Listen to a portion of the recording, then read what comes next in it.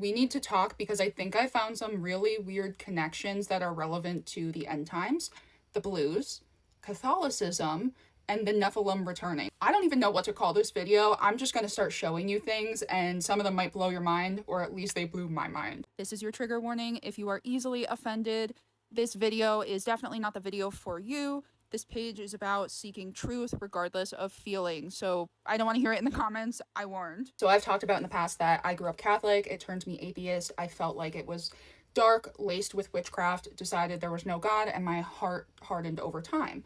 Well, since then, I've been trying to figure out what it is about Catholicism that is so dark, outside of the obvious, like the fact that it's called Roman Catholicism. So I've addressed a lot of the basic things in past videos. So I got this book on Marian apparition sightings and like a history of Mary, and almost all of the statues and images have 6 fingers or 6 toes on at least one limb, which is characteristic of the Nephilim.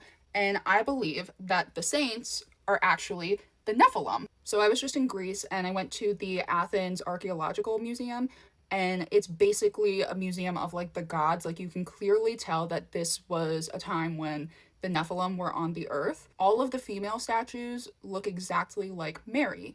And coincidentally, 1, 2, 3, 4, 5, 6, just like in my Marian apparition book. I went to an ancient Catholic church.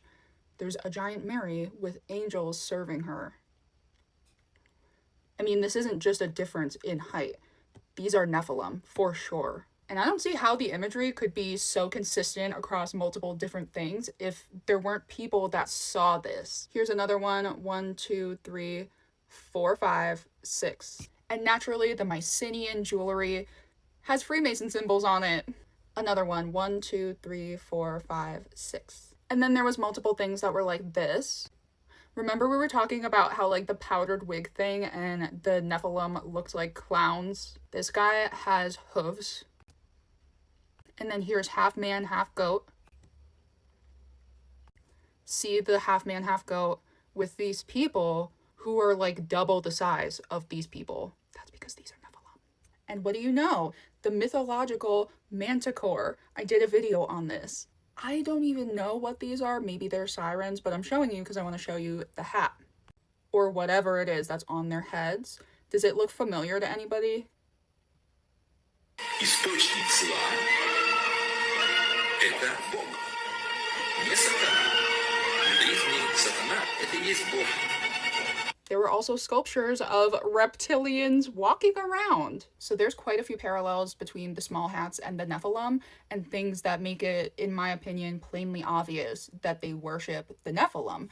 But here's something even weirder. So Martin Luther wrote a book in the early 1500s called On the Blues and Their Lies. He says that they were arrogant, raving, mad, and using stupid folly, boasting that they were created as males and not as females. They did not learn such tomfoolery from Israel, but from the Goyim. For history records that the Greek Plato daily accorded God such praise and thanksgiving, if such arrogance and blasphemy may be termed praise of God.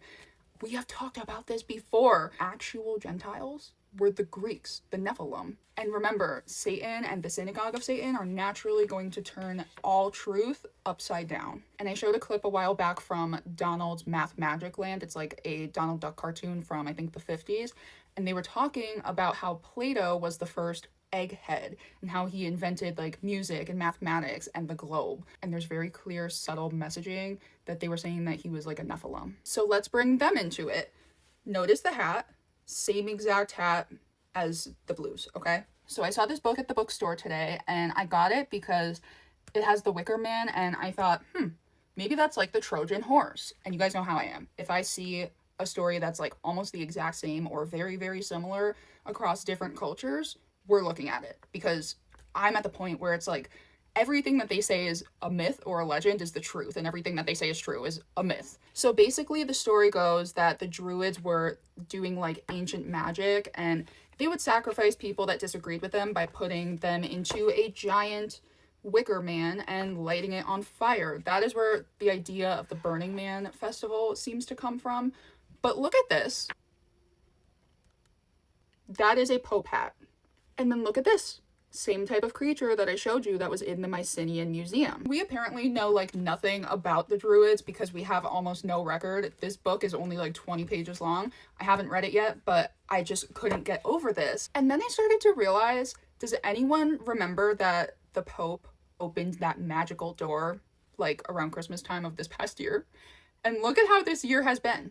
They're definitely partaking in Druid magic, and I personally believe that the Pharisees are the synagogue of Satan, the current day, and that the Sadducees rebranded as the Catholic Church because the Sadducees dissipated about 70 years before the Catholic Church popped up and became a thing, which was like 100 or so years after the crucifixion. So in a nutshell, it very much tracks that the Blues and the Catholics are still together. And Martin Luther seems to have the exact same thing in his head. He puts the papacy right beside the Blues and Islam. So those of you that know about like the Chrislam thing that they're trying to do as like the one world religion, if you know, you know. I truly believe that they are working together and have been for centuries to try to normalize Nephilim worship so that people aren't surprised. Because has anybody ever taken notice of the fact that the Catholic Church was the group that started the globe theory and like evolution because they're ran by Jesuits? And what do we need the globe theory for?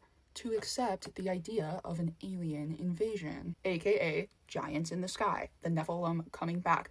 Jesus said it would be like the days of Noah. So remember how I showed you that in the museum there was the Mycenaean stuff, so like the Nephilim Babylonian stuff, but also there was multiple different things of Freemason stuff. I just showed you the one picture. There was Freemasonry symbols on everything. Well, Freemasons love the number 33. Numbers 1333. There we saw the Nephilim, and we seemed to ourselves like grasshoppers, and so we seemed to them. And apparently the Pentagon believes that the Anunnaki are coming back soon.